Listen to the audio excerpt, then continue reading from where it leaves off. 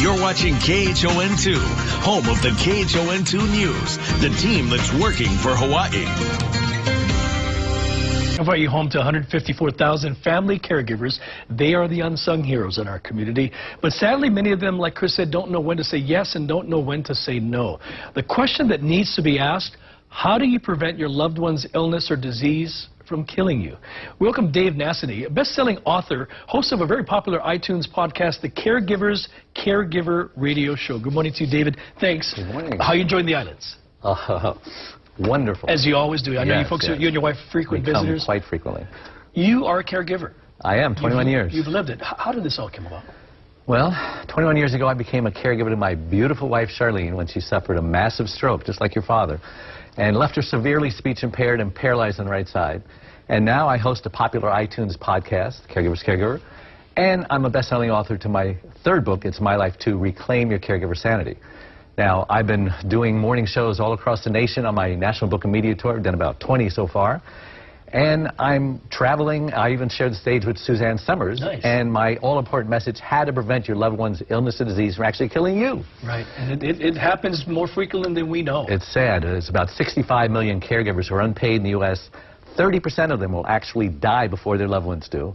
And the ones that don't die, the rest of them, they'll just get sicker than their loved ones, eventually needing a caregiver of their own. What is the biggest mistake that caregivers do? The number one mistake caregivers make is they don't know how to put their needs first. Mm-hmm. Now, every time you go on an airplane, the airlines tell us in the event of an emergency, oxygen mask will fall.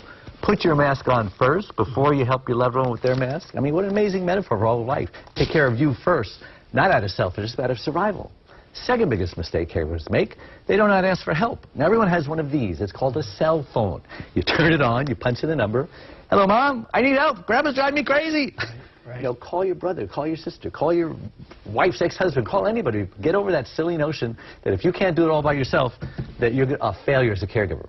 Third biggest mistake is they allow undeserved guilt to affect their decisions. And we remember Sanford and Son, that show. Yep. Lamont would get guilted by his father, and it went something like this. I hear that, Elizabeth. I'm coming to join you, big honey. One. Elizabeth, I'm coming for you, honey.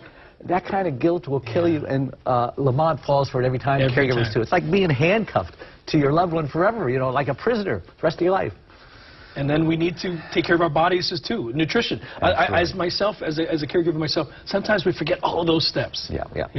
Well, I have this care formula, you know, take care of yourself, communicate with your friends, don't isolate yourself. A stands for ask for help, don't turn it down, and when it's offered, you know, just say yes. And the R is rest.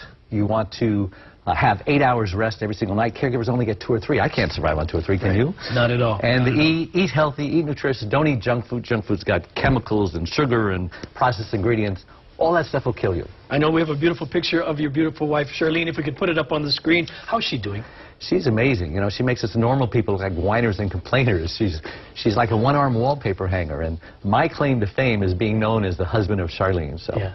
I'm proud of her. She's you know what? As a caregiver myself, I will tell you, that's not Charlene, by the way. That's Suzanne Summers. But part of your tour included a stop with Suzanne Summers. But thank you for your good work. Thank you. And we have a couple events coming up. Yeah, please tell us. I got some information on the screen. I want to put you on the screen because you do have some opportunities for Q&A with folks. Yes. Now, this Friday, we're going to be at the University of Hawaii bookstore having a book signing from 11:30 to 12:30. And then the next day at the Kapuna Library, I had to practice that word.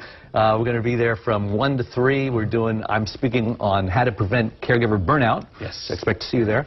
And meet and greet afterwards, question and answer, and a book signing as well. And my website, caregiverscaregiver.com. Go there and take the short quiz we offer, how to prevent your loved ones, or actually, are you a candidate for burnout? And just for doing that, I'm going to send them a copy of my first book, One Arm, One Leg, 100 Words, Overcoming Unbelievable Hardships, absolutely free. I got to get hooked up with that, if you don't mind, David. I want to put this picture of Charlene. Do we have that? I know we do, because David has hooked us up with that. Oh, we don't have it. Oh, shame on us. But I'll put it on the website. But thank you very much for your good work. Thanks for, again, those opportunities. Friday, UH Bookstore, and also Saturday over at the Waikiki Kapahulu Public Library.